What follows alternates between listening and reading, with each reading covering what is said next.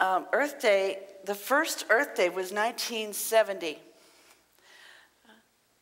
A very important time in my life, being in high school at the time.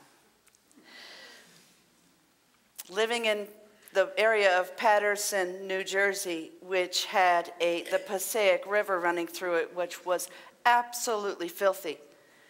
And so was the air. And so we were active on the very first Earth Day, me and my friends in high school. It was also the time when I was learning to drive. My father's huge station wagon. It seemed to go on, now I'm driving a Volkswagen Beetle, so, it seemed to go on 3 times longer than that, and had to parallel park in that.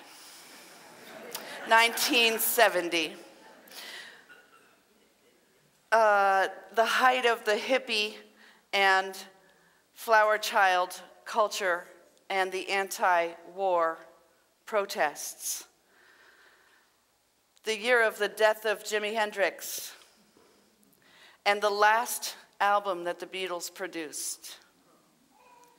And Simon and Garfunkel's Bridge Over Troubled Waters. The year of activism in the colleges against things, the war, especially in Vietnam. But it was also a time when Americans were slurping gas in huge V8 engines. Industry belched out smoke and sludge with little thought about the repercussions or any legal consequences or bad press. The air smelled of prosperity, which meant it stunk.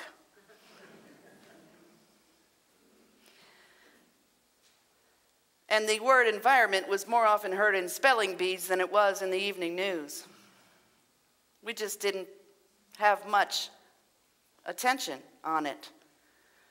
8 years before, Rachel Carson had published her book, Silent Spring.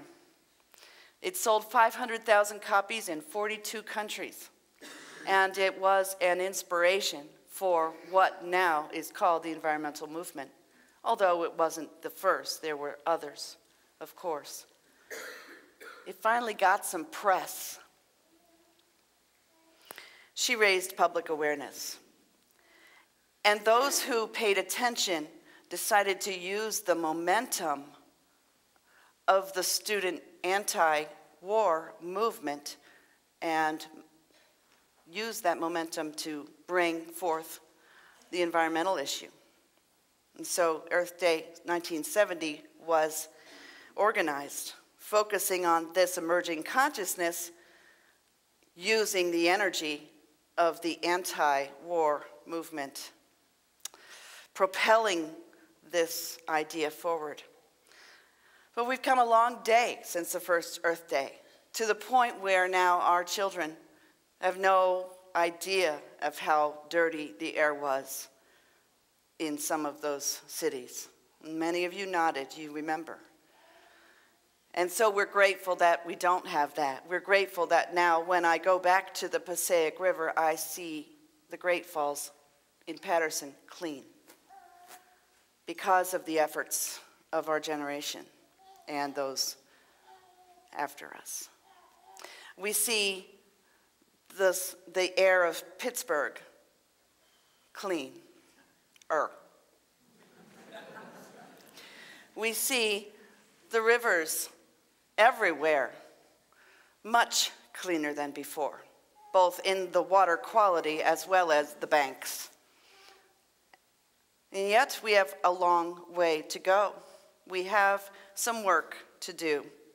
We are more conscious of our waterways, of our food sources, what we're putting in our body, and what we're giving to others to eat.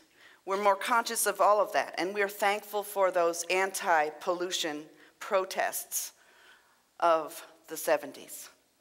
They were effective in making things happen. but we're continuing to commit crimes against creation in our society, especially Western society. And we're doing things that even we have a hard time individually knowing what to do about it. The big ones like total deforestation and islands of trash floating in the oceans, killing creatures and polluting the water.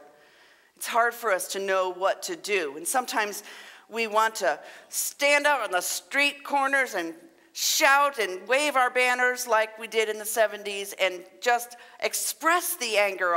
Why are people so stupid about this? But I think that in order for us to really get into a bigger shift of a complete consciousness change, it has to come from something other than shouting angry phrases. Because we know that what we really need to do is to meet conflict with love. That's the hard one to do. But I think that's where we can go from just tackling little problems or big problems in our minds to really resolving. Looking at our master teacher, Jesus, his main message was love. Loving ourselves, loving our enemies, whether they be people or issues, loving the entire planet. And he saw all of the planet and the people as whole and complete, and he called that forth. That's how he healed. When he saw a person who was sick, blind, or lame, he didn't look at their lameness and their blindness. He looked at their wholeness and called it forth. And that is the power of Jesus' love.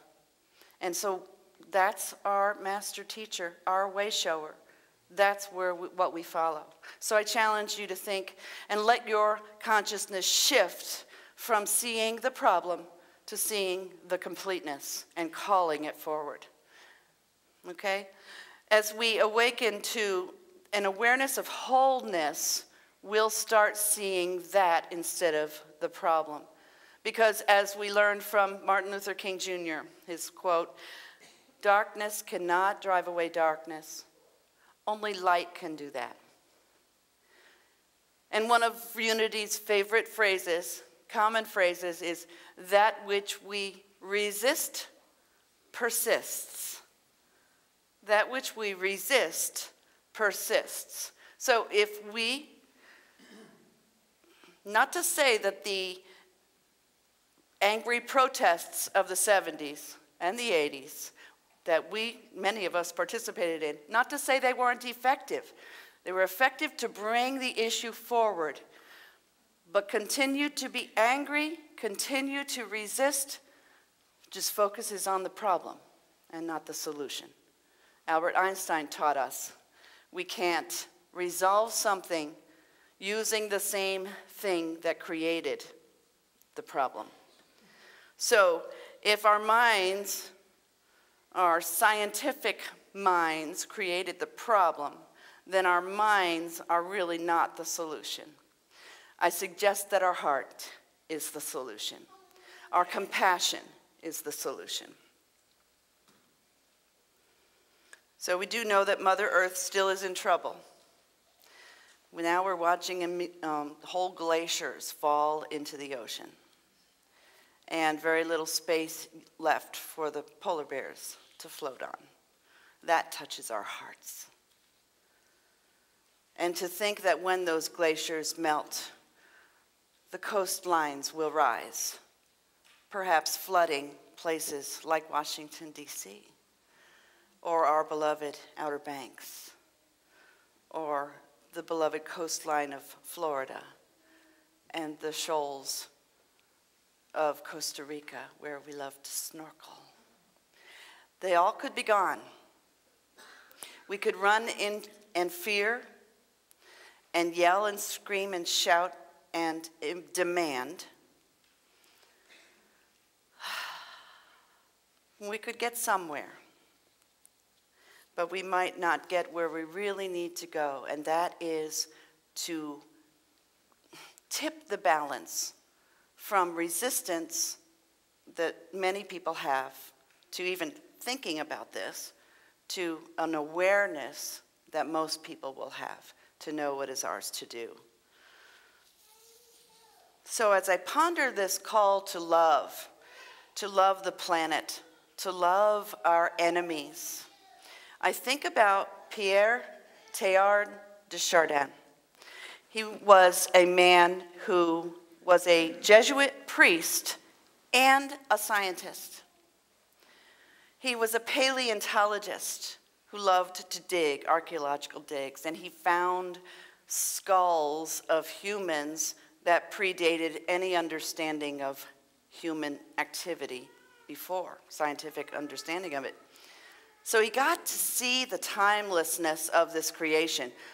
300,000 years ago, skulls dated of that far behind of people who were using fire and had civilizations. His awareness of the timelessness of this creation grew and grew and grew as he studied. And he connected it, married it to his faith, and saw that the entire cosmos is the Christ. A Jesuit priest, he had trouble with the Catholic Church. He had to be very, very quiet in his teachings, or he would have been excommunicated. So he kept it on the down low. He did living room lectures. His followers wrote down everything he said, and once he died, it was all published. And he was a huge influence on seeing the environmental issues with love. Al Gore used some of his teachings in his book of the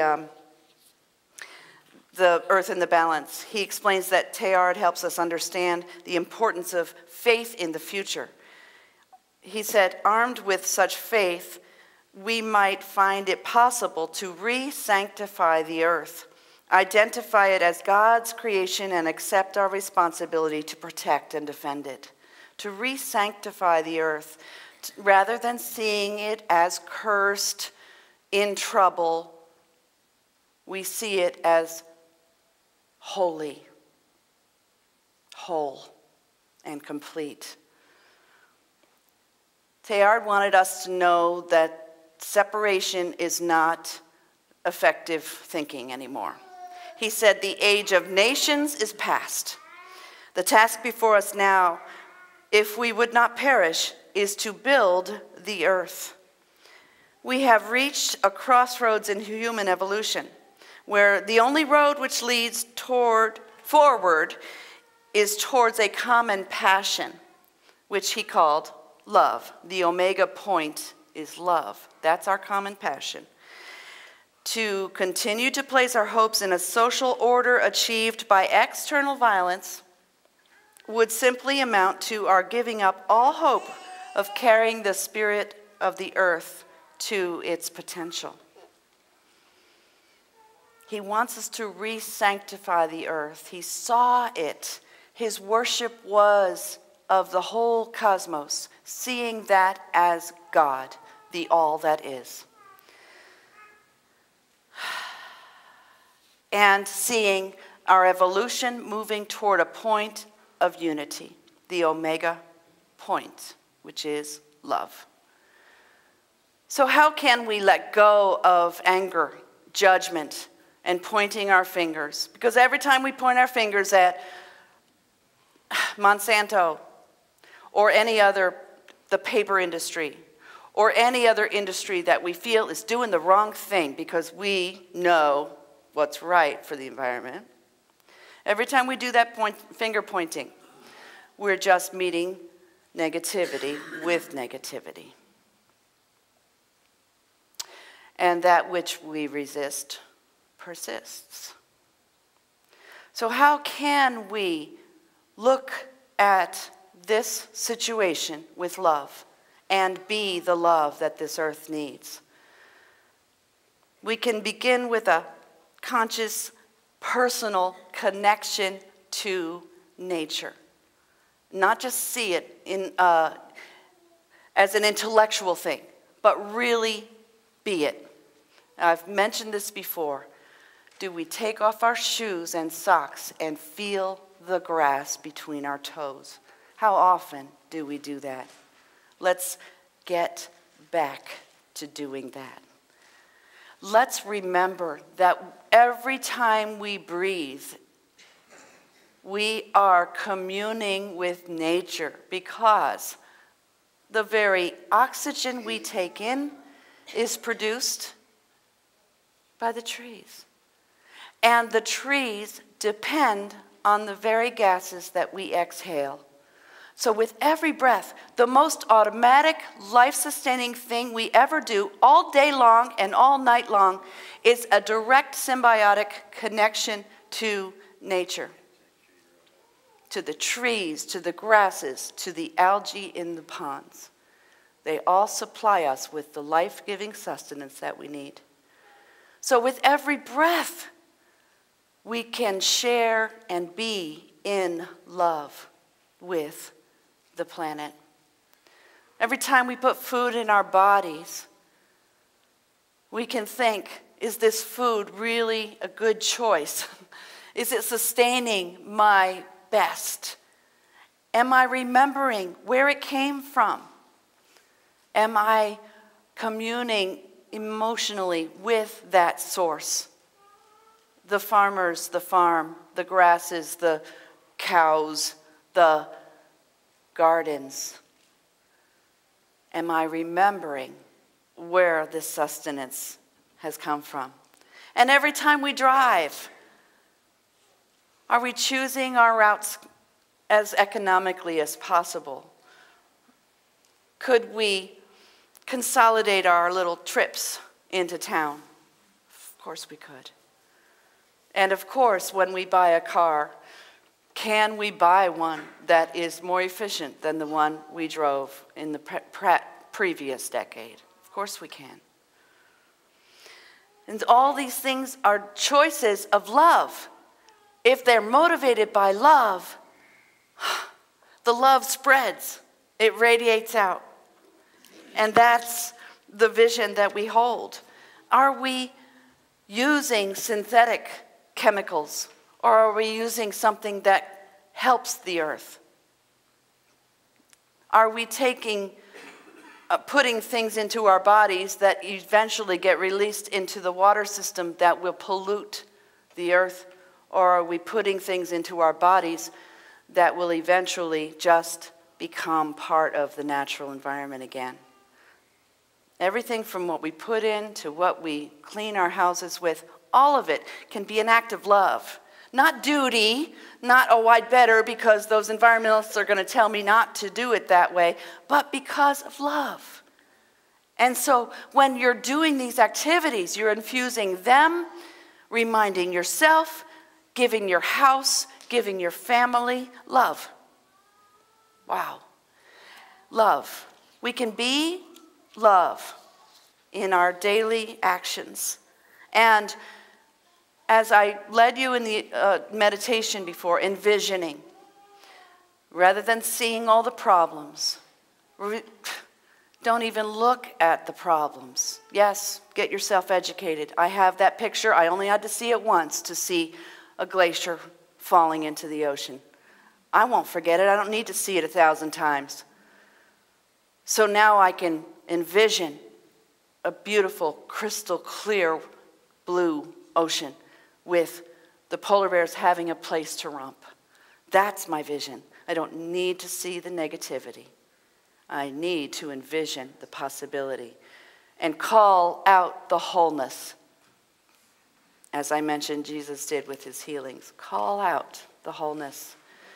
A few weeks ago, I talked about the Lord's Prayer, and a couple lines were, hallowed be thy name, thy kingdom come.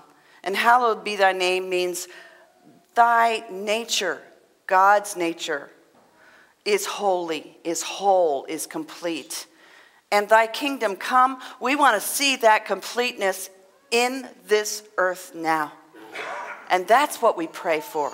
Let this completeness be manifest now. So we're being called to choose. We're being called to choose love